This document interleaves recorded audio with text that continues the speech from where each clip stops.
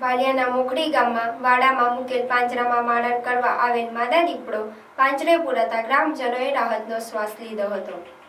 વાલિયા તાલુકાના મોખડી ગામમાં દીપડાના આતાફેરાને પગલે ગ્રામજનો ભયભીત બન્યા હતા।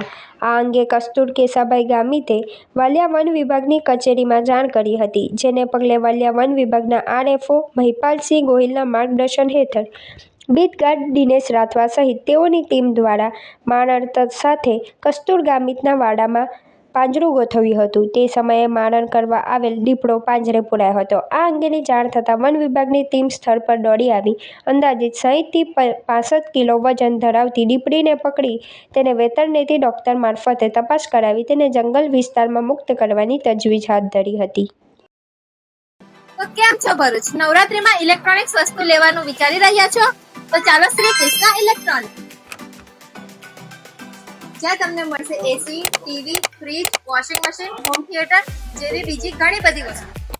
નવરાત્રીમાં ક્રેડિટ કાર્ડ ઉપર અપ ટુ 26% ઇન્સ્ટન્ટ કેશબેક અને બજાજ ફાઇનાન્સમાં 1 EMI બેક અને સાથે સાથે એશ્યોર ગિફ્ટ પણ મળશે।